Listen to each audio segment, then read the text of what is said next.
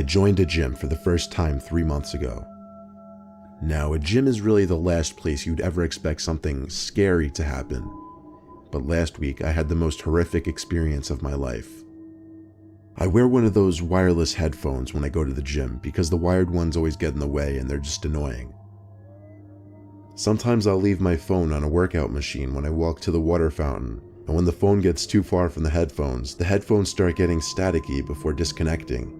I only knew because it happened a couple times before when I walked away too far from my phone in the gym. Well, one late night last week, I was one of the last people still in the gym. I was on one of the seated leg machines. I began my set of 20. While I was pushing towards my final reps, the music in my headphones started getting staticky until my headset said, "Disconnected from phone." I stopped my set and reached over to the phone compartment on top of the machine, and I filled with worry when I couldn't feel my phone. It wasn't there. I looked around the gym desperately, thinking someone might have taken it. I only saw 2 other people in the whole gym though, excluding the guy sitting at the front desk. One guy was really fat and sweaty, and the other guy was sitting on one of the machines looking down at his phone. Which one could have taken my phone, if either of them? I had to approach the guy sitting on his phone, as much as I didn't want to. He had earbuds in, so when I approached him, he looked at me with a confused look on his face, as if he didn't want me to be talking to him. He took one earbud out and looked at me, and I firmly asked him, "Did you take my phone?" He looked at me in silence for a couple seconds, then said, "No." There was obvious attitude. I asked him if he saw anyone else walking by recently, and he just shook his head no. For some dumb reason, I said thanks and walked away, when I deep down wanted to tell him to quit being a dick. I went to the front desk and asked the worker to check the video cameras and see once and for all who actually took my phone. As the guy working the front clicked around on his computer, the rude guy who I spoke to walked past me and out the exit. The worker then turned the computer screen so that I could see it, and clicked play on a video, which showed the guy who left 15 seconds ago taking my phone. I thanked the employee and ran to catch the guy who just left, but by the time I got outside, the guy was nowhere to be found. The scary thing that sunk in right away was the fact that I recently disabled my passcode lock to my phone, meaning he had access to all of my apps, all of my texts, pictures, emails, all of my data basically. I went back inside and asked the employee to track that man's membership info, but when he checked the cameras, the guy didn't even check in. He simply walked past the counter unnoticed. So there were no records of this guy even being a member of the gym. The footage showed that he suspiciously walked around between machines, looking around a lot like a nervous person. I asked the employee to report that to the police. He said he'd show it to his boss tomorrow. The next day, I called my best friend Tom so I could tell him why I wouldn't be answering texts for a while, and to also see if he could tell all my other friends what happened. He started freaking out on the phone, begging me to tell him I was kidding about losing my phone. He told me someone had been sending him texts and came to his house. I didn't understand, so he said he'd be over to show me. 10 minutes later, Tom got to my house and showed me a long conversation between him and someone using my phone pretending to be me. It started out with the person on my phone saying, "Hey, can I stay at your place tonight? I got in a huge fight with my parents." Tom said, "Yeah, let me know when you come over." Then the guy who was using my phone said, "Can you just leave your back door open? I'm going to be over super late and I don't want to wake you." The conversation went on a little while longer before Tom finally agreed to just leave his back door unlocked. Tom went back to sleep under the impression that it was actually me who would be coming through that back door. When we finished reading the conversation, Tom looked up at me and said, "The cameras."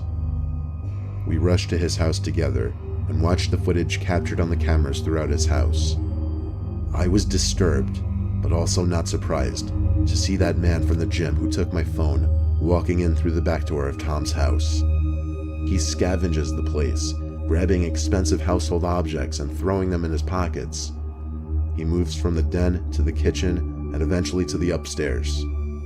I saw the fear in Tom's face when he watched the man on the camera in the upstairs hallway open his bedroom door, step in for about 20 seconds, and come back out, leaving the door open. The man was in the house for about 10 minutes before sneaking back out the back door. It looked like he took a lot of valuables. Tom and I sent the video footage to the police, and when I went back to the gym, the manager told me she'd be sending their footage as well. 3 months later, not a word from the police, so whoever stole my phone and snuck into Tom's house got away with it scot-free. I used to work nights at a 24-hour fitness in New Jersey. I had a love-hate relationship with these shifts. I loved it because very few people would come in during the deep night hours, meaning less people checking in and less weights I had to re-rack. I hated it because it meant I had to spend the graveyard hours sitting at a desk doing nothing while everybody else was asleep. Still, maybe you would think many strange things would happen during these hours. Or maybe you wouldn't. It's a gym, what could happen? Actually, only one strange incident ever happened while I was there. I was sitting in a chair behind the counter reading a magazine. Then, out of natural curiosity, I turned to do a little people watching. Well, I guess you would call it person watching, because there was only one guy in the gym. He wasn't doing anything though. He was kind of just pacing slowly down the gym, looking around. There's a cutoff between two different sections of the gym, the front and the back. He made a left turn past the wall that separated the two sections, and then he disappeared from my view. So it was back to reading for me. 10 minutes passed and I forgot the guy was even there. Then suddenly everything went dark and silent. Like literally, the power in the gym just shut out. All the lights turned off and all the music went dead. It was so dark I couldn't see 2 feet in front of me. Thank God our phones have flashlights these days, otherwise I wouldn't have known what to do. I turned it on and tried to think of what I should do next. I knew some kind of power box was in one of the storage rooms connected to the back section of the gym. I also knew that's exactly where the one guy working out happened to be. On my way there, phone/flashlight in hand, I called out for the patron over and over. Now I was in the back section, still calling for him. Why on earth would he not answer me? There was something so eerie about being in a silent, pitch-black gym and seeing all the workout equipment only through a flashlight. I found the power box in the back storage area, or I guess what I thought was the power box. I tried flicking on and off every possible combination of switches, but the power did not come back on. Since I couldn't figure it out, I guessed it was on me to close up shop and wait for Kathy, the owner, to come fix it tomorrow morning. But first I had to find that guy. I did a thorough scan of the whole back section. Behind all the equipment and all the janitorial closets, nothing. The only other place I could check back there was the women's bathroom. I opened the door and called for him once more. My voice echoed into the seemingly empty bathroom. Still, I had to double check to confirm. I made sure to point the flashlight in every possible direction so I could see every inch of the bathroom. The only place to check now were the stalls. Before I could open either of them though, I started to hear noises. Breathing noises. Like sickly, deranged breathing noises. I had my hand on the door, ready to push it open, but I couldn't bring myself to do it.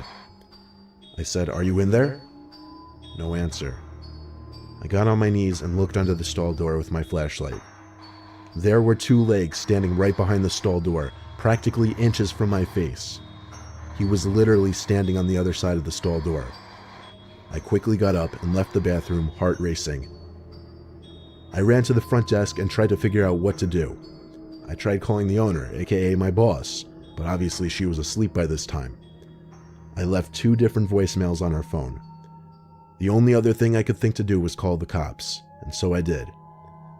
I didn't know what else to say other than there was a suspicious man in our gym and I was 90% sure he somehow cut the power. I hung up the phone and felt alone and horrified in the darkness and silence. Suddenly, a metallic hit sound came from across the dark gym, like one of the machine's weights being dropped. I shined the light down the gym and called for the patron once more, and then called out that we're closed and that he had to leave. Then I think I saw him. I saw someone walking between 2 machines before getting too far from the light to see. It seemed like he was messing with me now. I shined the light in the direction that he was walking, and I swear to God, it looked like just at the edge of the light, there was a face looking at me.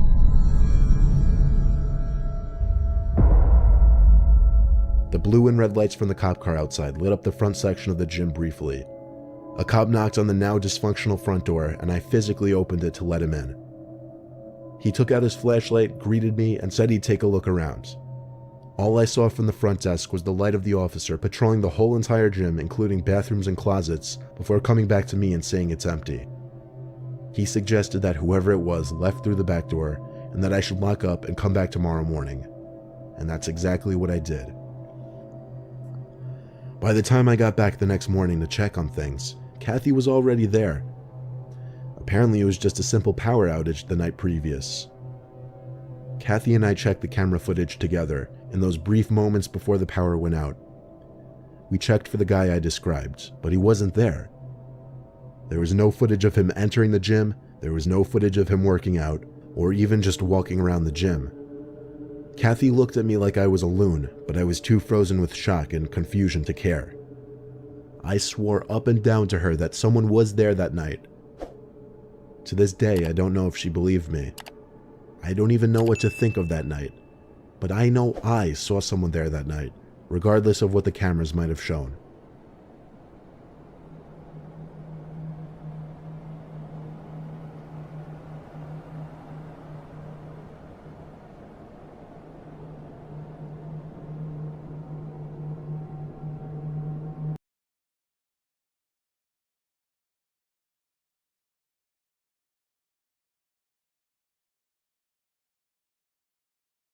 I was on tour trying to find some really deep websites. I was in a chat room where people normally shared links to deeper websites and weird pictures and videos, commonly illegal pornography. Some guy named Vintage XXX posted a link without describing what it was. I clicked on it and it took me to a black screen where a big video box eventually popped up with a play button. The video thumbnail was a dark room only lit by a TV screen. Out of curiosity, I clicked play and began to hear the sound of TV static in the background as lines of static slowly swam down the video screen. There was no seek bar on this video. Then I noticed something slowly begin to emerge from behind the wall. It was a figure dressed in all black with some kind of black mask on as well.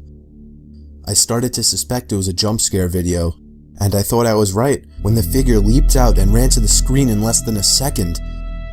It still got me, even though I was expecting it, but then it got strange. The person had their face in front of the screen, slowly moving around as if he could see me and was observing me. Then I heard a crackly, demonic voice say something. It came from the video. It repeated itself, and I could make the phrase out to be, "Ask me something." I was really confused. I tried typing something, but there was nowhere to enter text. Then he said, "No, not the keyboard. Say something." I felt my heart punch the inside of my chest as he said this. I opened my mouth and mumbled the words, "You can hear me?" It responded with, "Yes." I was uncomfortable now. I thought it was a video. I pressed pause, but it didn't do anything. He said, "Don't try to leave. I want to talk." I tried moving the mouse to the exit button, but the mouse was frozen. In fact, none of the keys were responding on my keyboard. There was a long moment of silence before my webcam began flashing as if it were on, and my face popped up on the screen. "There, I got a picture of you now. Now just hang on while I get your address, and then we can meet." I started to panic, smashing every key on the keyboard, spazzing the mouse, but it did nothing. I had my finger on the power button, but it also didn't do anything. The computer wouldn't turn off. The voice was saying crazy things like, "You're stuck here. I will find you. Don't even bother." I snatched the screwdriver sitting on my desk, unscrewed the 4 screws on the bottom of my laptop, and took out the battery. The computer finally turned off. I was gasping for air as if I just ran a marathon.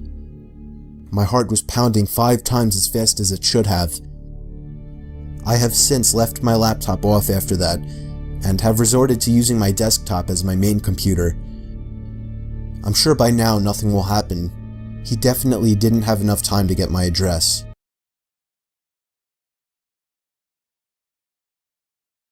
I made the mistake of searching the deep web one time. I saw on Reddit some people were talking about this thing called Tor that allows you to search the deep web, and it was basically a post asking for the strangest things people have come across on the deep web.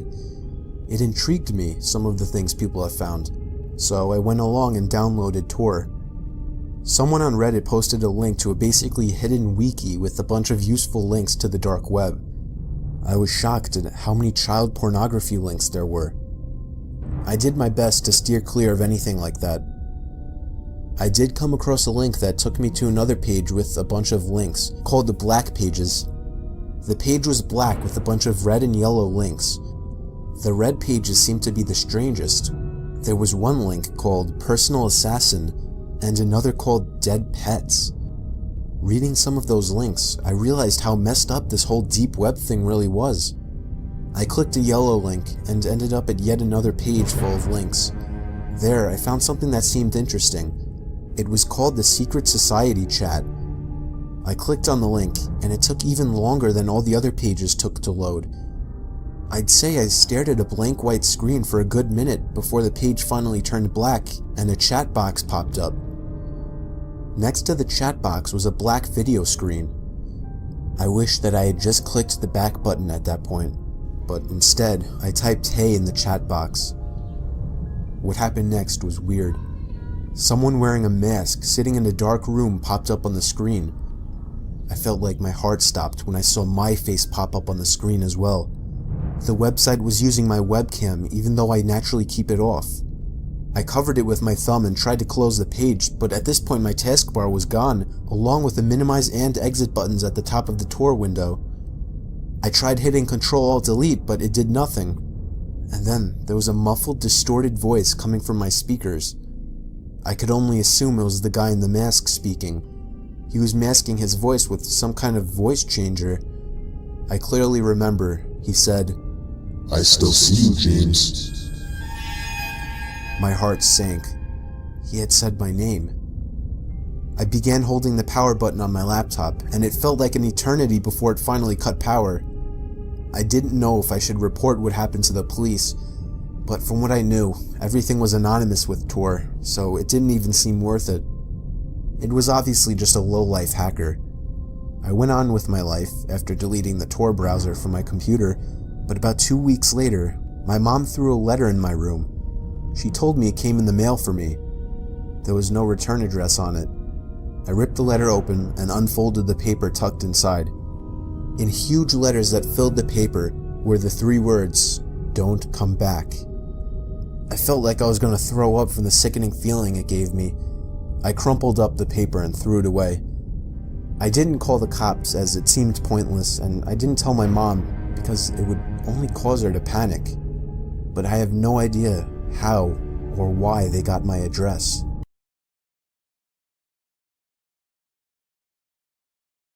Most of the links just took you to pages that would list hundreds of other pages.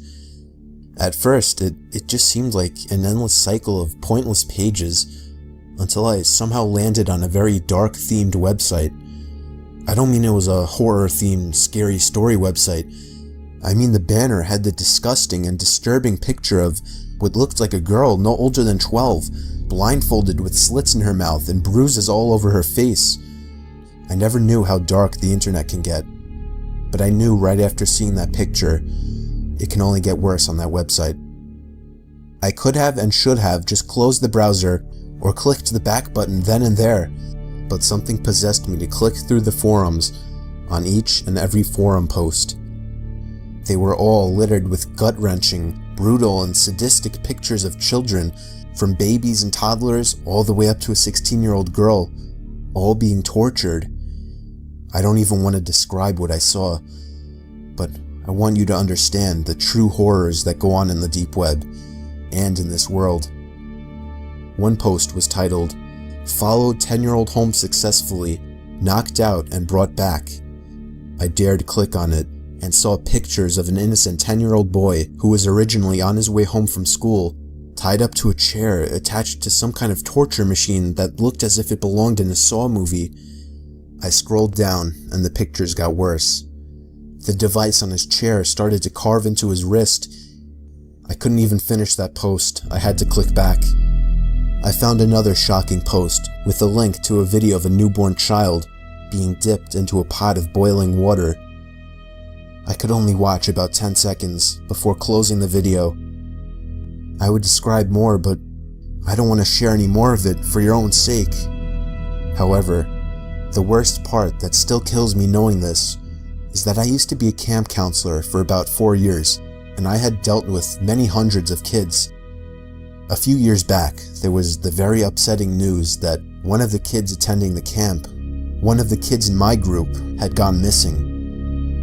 That was many years ago, and everyone since has just given her up for dead. That was confirmed when I clicked on one certain post. There was the dead body of an 8-year-old girl, almost completely mutilated, but face still recognizable. I instantly recognized the face as the girl who had gone missing so long ago. I literally threw up because of the horror I was feeling. I called the police and told them I need the cops right away. They showed up quickly and I showed them the screen, and then a picture of the missing child. They gave their own signs of disgust before giving me a lecture about how I went about reporting this wrong, that I shouldn't have called the cops or whatever. But they still took down the URL and thanked me for finding this. It took much longer than I hoped for the website to finally come down, but I have no idea if they ever caught the sick fuck that did that, or anybody that posted anything on this forum for that matter.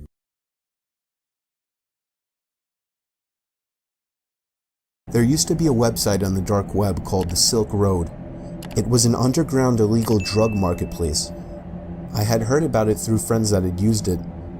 Our weed dealer was moving out of state and he was our only connection, so my friends started using this website and claimed that it was legit. The timing couldn't be better to score some pot since my parents were in Atlantic City for the weekend. I downloaded the Tor browser and checked it out. The biggest seller on the site was cannabis, of course. I left a comment on one of the newer listings asking for anybody to tell me if the listing was legit. I came back to the site about an hour later and I had one new message. It was from a user named Illy B. He saw my comment and offered to sell me an ounce for a really low price, but he only does local. I've done local deals before and I've never really had a problem with them, so I told him that I was in Washington. Turned out he lived only about an hour away from me. I suggested we meet halfway, but shockingly, he said he would just meet me in my hometown. I couldn't turn down that offer. He said he would be over after work around 9 o'clock. I told him to meet me in the Wendy's parking lot. He asked me a bunch of weird questions like my address, who I live with. I definitely didn't want to give my address to a pot dealer, and I lied and told him I lived alone. A little bit later, he texted me telling me he found a much better place to do the deal. It was behind an old closed-down retail store at the edge of town. My sketchiness alarm was going off, but I was so desperate to get that grass. I knew exactly where that building was, so I drove over and got there within 5 minutes. I parked the car behind the building, but couldn't see anyone else there. Then I got a text saying he was on his way. That made no sense, because if he lived an hour away, how would he know of this place? I sat there for like 20 minutes trying to get another response from him, but he never answered. I decided to just give it up. I had a feeling something sketchy was going on and that I should just leave while I still could. It took me 10 minutes to get back home. My front door was open. I knew I had shut it, so I was worried that my parents had gotten home early. I parked my car in the driveway since my dad didn't take it and went back inside. The light upstairs in my parents' bedroom was on, and I heard some kind of shuffling noise. I shouted "Mom" and "Dad," and the noises stopped. The door to the room slammed shut, and I knew something was wrong. My dad's car wasn't even in sight, and now he's not answering. It took me long enough to realize that whoever was in there wasn't either one of my parents. Since I'm a straight-up idiot, I grabbed a carving knife from the kitchen and charged upstairs to my parents' room. I practically almost broke down the door after slamming it open. I didn't see anyone, but I right away picked up on the fact that my mom's jewelry case was opened. I grabbed the phone in my parents' room and called 911, but something grabbed me from under the bed. I used the knife in my hand to stab their arm, and the man under the bed began to scream in agony. Since it was a corded phone, I couldn't leave the room with it. All I had time to tell the police was that someone broke into my house and then gave them my address. The man crawled out from under the bed with the knife still in his arm. He didn't even look at me. He just ran straight for the front door into his car. The best I could describe him was that he was a black man with a backwards hat and raggy clothing, and he drove a black Honda Accord. Of course, I couldn't tell the police much. I couldn't bring up the website as it was illegal to use it. All I could do was describe him to the best of my ability. So he's still out there home free. I can only guess he got my address by hacking me somehow.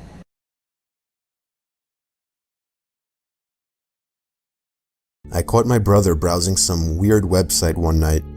It had pictures of guns and illegal drugs. He and I are really close, so we don't usually hide things from each other. So when I questioned him, he straight up told me he was buying weed on a website called Mr. Nice Guy Market. I told him that's illegal and that he would obviously get caught. Then he went on about telling me that he's safe and anonymous on the deep web. I assured him that that's complete nonsense, that everything is traceable, but he told me he's already used it at least 10 times and that I can't stop him. So I gave up and watched him make his purchase. He found some new listing of cannabis called The Poison Queen. It had one review which rated it positively. I suggested to him that he find one with more ratings, but he started acting like some kind of pro, telling me to relax. The seller was from the same state as us, which would make for quick delivery, claimed my brother. He did his thing. He used some kind of weird program to encrypt his message to the seller, which included his name, our address, and other info. I reminded him it was a mistake, but he told me everything is fine. About a week later, my brother started getting concerned that he got scammed because there was never any word from the seller. Coincidentally, on that same night, we got a heavy knock at the door. I got nervous that it was the police and that they caught on to my brother's illegal drug purchase, but it turned out to be much worse than just the police. He opened the door, and we were greeted by some sketchy-looking guy with medium-length hair, all fuzzy and messy, a brown, messy beard, a fat belly, and a very obviously fake Rolex on his wrist. He then said my brother's name, and I saw my brother step back a bit. The guy asked my brother if he was the one who bought the weed. My brother didn't know how to answer. All I heard him mumble was, "I thought you would ship it." The guy then started motioning for us to come out to his van. I told my brother not to, but he went out anyway. I had to follow him to make sure nothing happened. I didn't feel right about this situation. About halfway to his van, I noticed something in the passenger circular window on the back. There was somebody with a ski mask on, barely making themselves visible as they peered out to us. I saw the guy leading us to the van notice him and begin to motion with his hand for the guy to get down. At that moment, I grabbed my little brother and dragged him all the way back in the house. I didn't realize until it was almost too late that the guy was chasing me. I was able to shut the door and lock it. They saw there were no cars in the driveway, so they must have assumed our parents weren't home. The guy started banging and kicking at the door, and by some stroke of luck, a larger man walking with his dog passed by and noticed what was going on. He questioned the guy at the door, which seemed to scare him off. We watched as the van drove down the road out of sight. I was so anxious to tell my dad, even if it meant ratting out my brother, that I ran to my dad's car when he got home to greet him. I then noticed the same van halfway down the block, parked by the entrance of the cul-de-sac down the road. Only for a moment though, before it drove off seconds after I noticed. I haven't actually seen it since, and it's been 3 whole months. I think this was a good lesson for my brother to stop messing around on the web.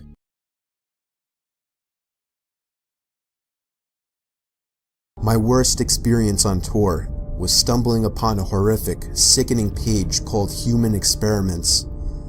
I don't remember where exactly I found it. It was buried deep somewhere in a link archive page.